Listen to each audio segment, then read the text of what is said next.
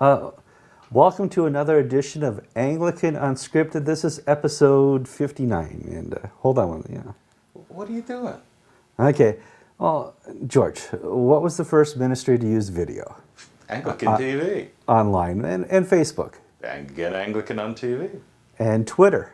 Anglican TV, Kevin. Okay. So it's going to make perfect sense that in the next day or two, Rome, the Vatican, is going to contact us and help us compose the first Twitter message for the pontiff who set up an account last week.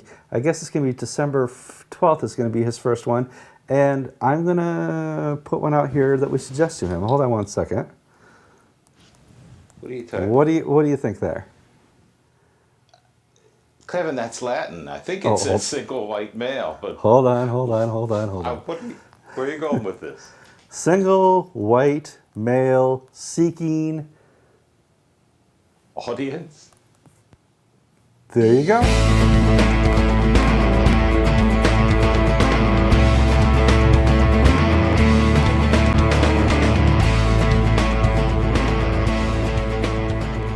George, let's talk about South Carolina. There's a lot to get to this week, but we promised that South Carolina would be the first or second story. It's been the first story now for umpteen weeks already, or episodes.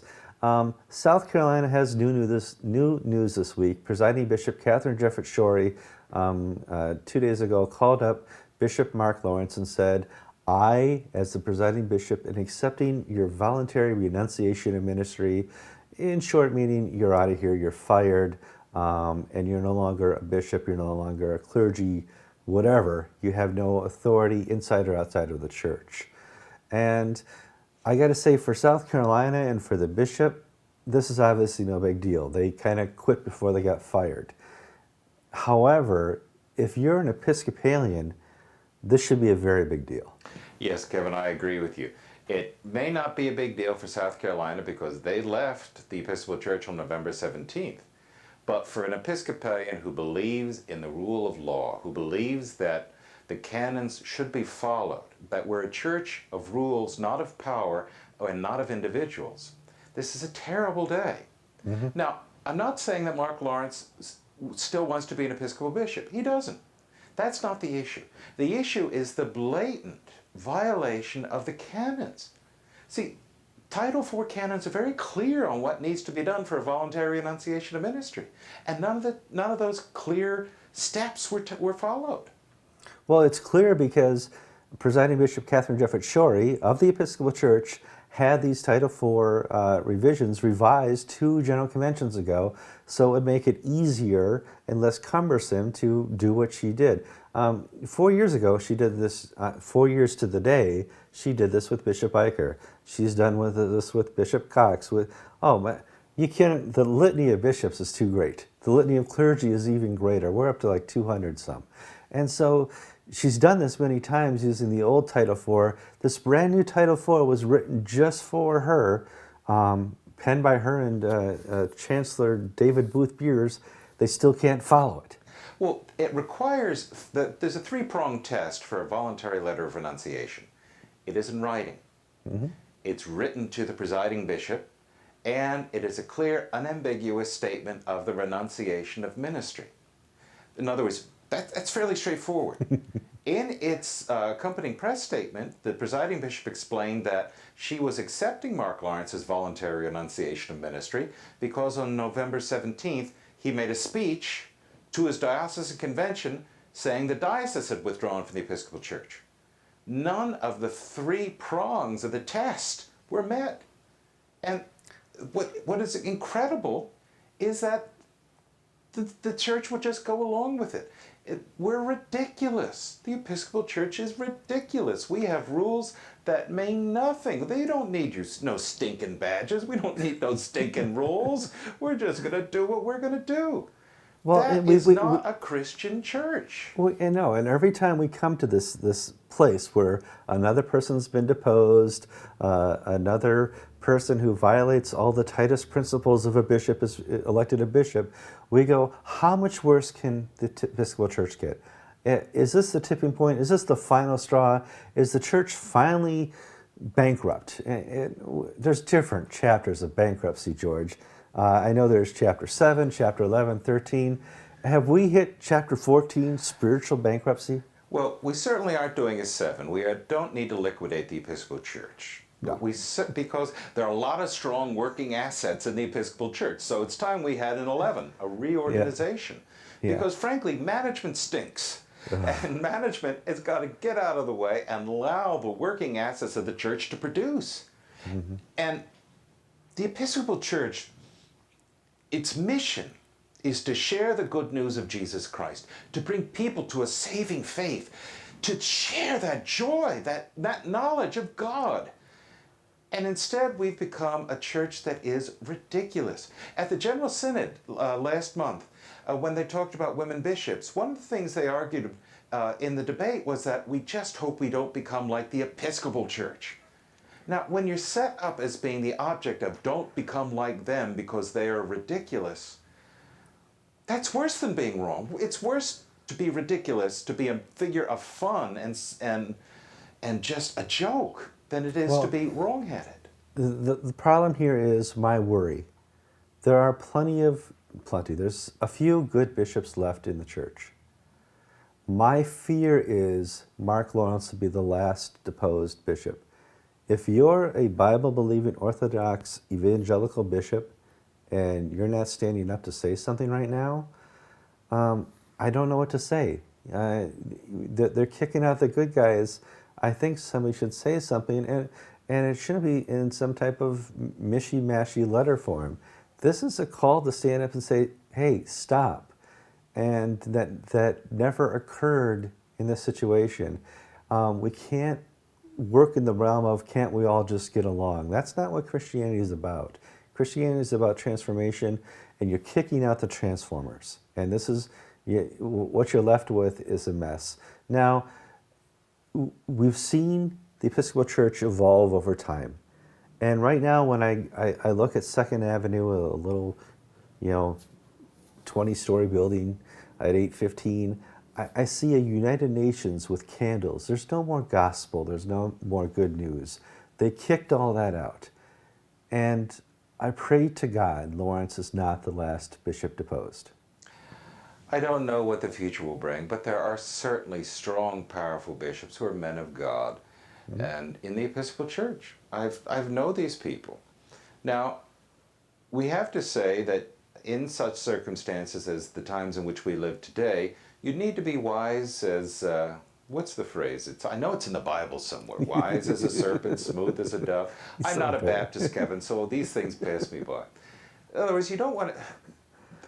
There's a strand within conservative Anglicanism of being a martyr. In other words, I'm going to basically find every opportunity to get myself killed. Well, a smart officer makes sure his own troops aren't killed, and he advances and takes an objective.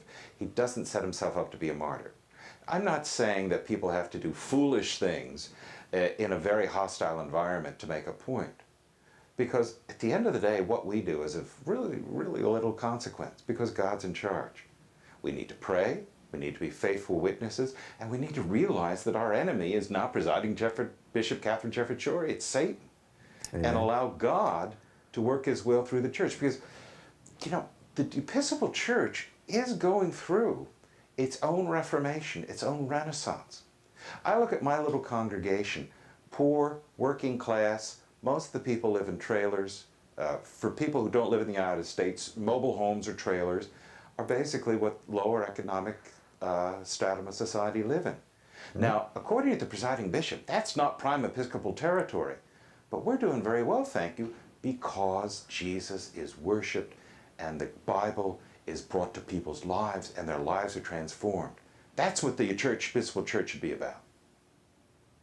And let's put together the biggest truth in all this.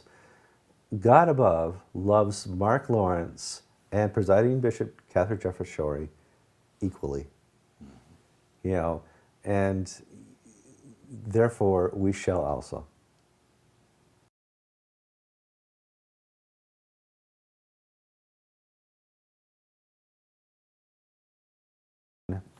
George, second story, let's talk about Archbishop of Canterbury, Roland Williams.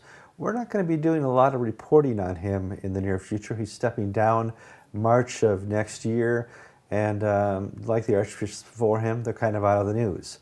Next Archbishop of Canterbury is Bishop Justin Welby of Durham, and you have tasks when you're archbishop, and I guess one of them is writing Advent letters to your good buddies, the primates of the Anglican Communion. And this was a public letter. We all got to read it. And I'm not sure everybody's taking away the same thing from this Advent letter as everybody else and reading it quite differently. When I'm reading this, I'm like, yeah, this is like a headmaster writing to the parents of very, I don't want to say dumb, very unachieving children. And maybe your kids are you're not going to be rocket scientists, but the taxi profession is available to them, George. Yeah, Rowan Williams wrote a letter on December 2nd to the primates essentially saying, look, I did my best, but I didn't have that much to work with. The Anglican Communion is not up to my standards.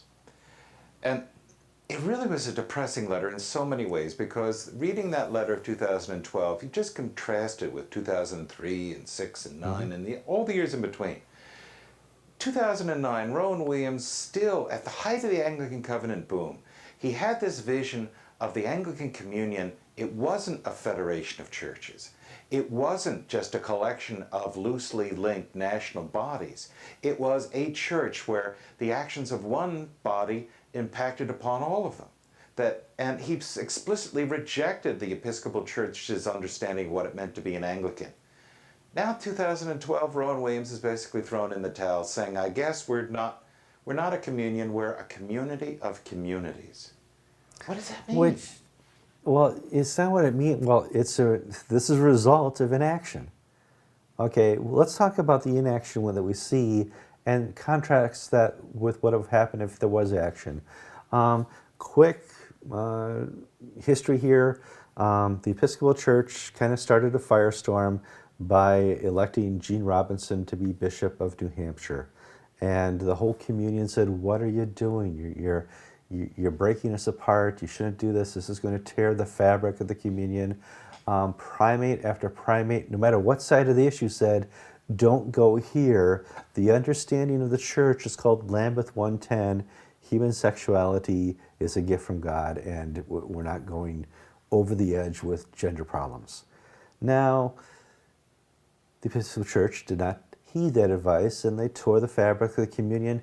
And ever since then, the Archbishop and the primates have been acting in a reactionary mode to this. We had the Windsor Report.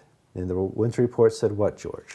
The report laid down what the parameters of Anglicanism was and how we should respond to these challenges of doctrine and discipline.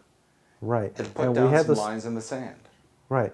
And then finally in Dar es Salaam, you and I were at the meeting in Tanzania, the primates met and they put another line in the sand. And what did they say there, George? Episcopal Church has got 6 months to get its act together, and we're watching, and you can't do this, continue to do this. Right. And Rowan Williams, in response to the meeting, flew to the House of Bishops meeting here in Louisiana with the Episcopal Church. And his task was what, George? To basically lay down the law. This is the mind of the communion. Please stop and do not do anything further. Okay. There's a lot of inaction in all this. It was kind of an invisible inaction. The primates did something. The Windsor Committee did something. Rowan Williams flew in a plane. Therefore, he did something. And what's happened is it wasn't the actions of an archbishop. It wasn't the actions of what the people who assumed his role was. Now, let's be honest. The Archbishop of Canterbury lives and works within an undefined role. There's no job description. Every archbishop who is in that position defines the role for himself. Archbishop Carey did a fine job of doing that. You go back in time, every archbishop was able to define that role for them at that time. At the time of the 21st century, we needed a different type of person and a different understanding of that role. We are, for the first time, really butting our heads against theological issues and heresies. And if we're not going to take an attempt to have the figurehead of the church stop it, This is what's going to happen. Well, Kevin, let's just play the devil's advocate. What Sure. if Rowan Williams had been successful in his particular agenda? See, we started at 1998 with the Lambeth Conference that laid down the law. This is what we believe. But from the very beginning in 2003 and in the Windsor Report in 2005 and so on, Rowan Williams kept saying, you know, we'll talk about it. There's no hard and fast rules. We'll re-examine the Bible. Now, if he had been successful, some liberal bishops in the Episcopal Church would still have gone ahead with gay blessings and gay marriage. The vast majority would have just sat still, and we would have been waited for a theological dialogue debate to take place. And so the issue basically would have been pushed down the road 10, 15, 25 years. Perhaps the failure of Rowan Williams' agenda is part of God's plan for the church, because we've reached the crisis sooner that we're going to reach one day, with two competing visions of how God works in this world. And I can't really disagree with that, because this may have been the juggernaut, or the spark that the Anglican Communion really needed to see that this doesn't work. Being friends and being a quasi-federation, quasi-communion doesn't work if we don't have a shared responsibility for and understanding of the gospel. And if part of your communion doesn't understand what the gospel message really is about transformation, you're going to have some problems. If part of it wants to be very revolutionary and say we want to join culture and the church together as one, you're going to have problems with the communion. And so, do we want a pope? Well, a pope does pretty good with the Roman Catholic Church, but I don't think it would translate at all to the Anglican Communion. How do we really solve these problems? And my answer is to give the primates more responsibility and more authority within the church, George. Yeah, Rowan Williams was true to who he was. He was a very egotistical, weak leader. He was unable to take criticism. He was unable to take advice, and he was unable to inspire people to do things that they didn't want to do. And he also was leader of one of the weakest churches and most divided churches in the Anglican Communion. From that basis, he tried to exercise leadership over the larger church, and it just failed. In other words, a weak man leading a weak church trying to stem the collapse of a worldwide communion, he would have had to have been an incredible person to have overcome his deficiencies. However, his lack of leadership produced some pretty cool things. One of them is the GAFCON movement, where primates of the church who are not being listened to by Lambeth Palace and by the Archbishop of Canterbury are putting their voice together anyway. He's responsible for the creation of the Anglican Church of North America. If he had done what he said he was going to do early on, there would have been no split in the Episcopal Church. We'd still be fighting internally, but we'd still all be on the same team fighting amongst ourselves rather than now into two teams. Okay, so that's what would happen if he did the right thing. There'd be no ACTA, no GAFCON. Now comes another leader. His name is Bishop Justin Welby. In 10, 20, maybe 15 years, he's going to be writing his last Advent letter to the primates. What does he have to do to avoid a letter of, I tried my hardest, it just didn't work? Well, Justin Welby is sort of in an enviable position because it really can't get that much worse. Any small step forward is going to be seen as tremendous victory for something or for somebody. Yeah. But Justin Welby, he doesn't have to do anything. He has to be something. And that being something is a man of prayer and a man of God. And God will work through the frail, broken, fragile vessel of Justin Welby to restore his church and bring revival to the world. If it's Justin Welby trying to fix the Anglican Communion, well, Kevin, I can tell you right now, we're going to get another I tried and failed letter. Well, part of the problem is trying to make people happy. To make conservatives happy is pretty easy. For Ron Williams to make a conservative happy, he would just take Bishop Mintz to lunch, and Bishop Mintz would be very pleased, and that would calm things for a long, long time. to make a liberal happy, you have to adopt and engross and be in charge of their complete agenda. Yeah, there's no half measures. You have to agree all down the line. Look at poor Rod Williams. He agreed with 2/3, 3/4, 90% of the liberal agenda. He just wouldn't go all the way. And because he wouldn't go all the way, he was pilloried by the left even more savagely than he has been by the right. And you take Bob Duncan or Martin Mintz out to lunch and you get 3 years of peace. You sign everything but the one thing for the left, and Catherine Jefferts Schori is your worst enemy. And that's what's happened. And that's why it needs to be not about agendas, conservative or liberal. It needs to really be about finding the mind of God for the Anglican Communion. This is a completely redeemable situation we find ourselves in. Even as much as I hate to say it, the Episcopal Church is in a redeemable situation. And, you know, we shall see what happens, George. And I pray for Justin Welby, I pray for Rowan Williams, and I pray for Presiding Bishop Catherine Jefferts Schori.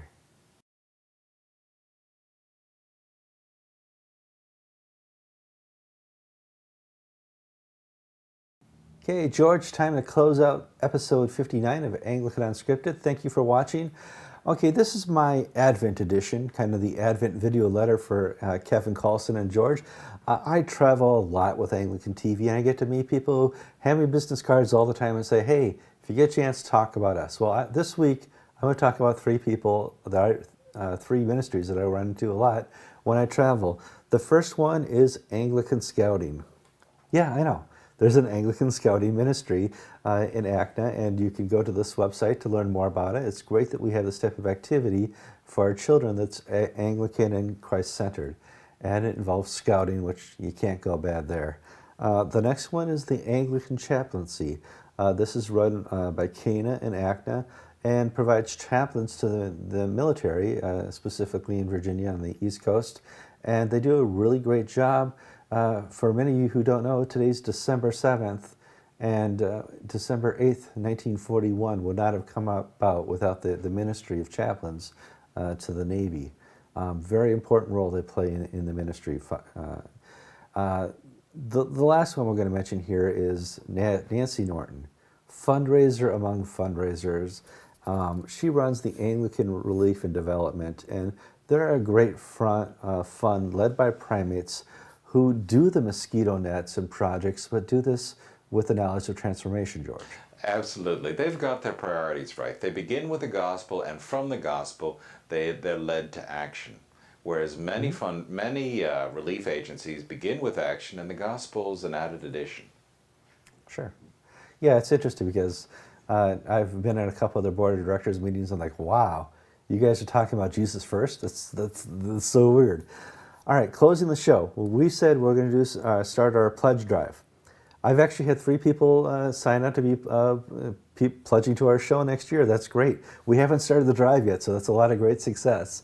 Sometime, you were going to pen a letter, right, George? Yes, I'm going to be preparing a letter to give to Kevin, and he'll scratch it up, and I'll do it again.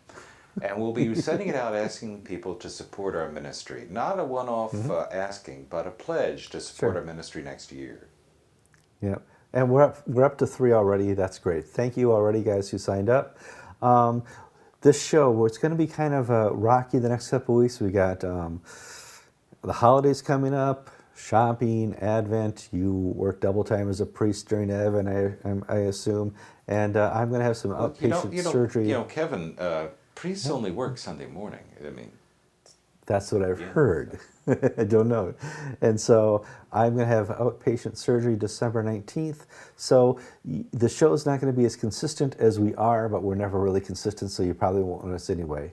I'm Kevin Carlson. And I'm George Conger, and you've been watching episode 59 of Anglican Unscripted.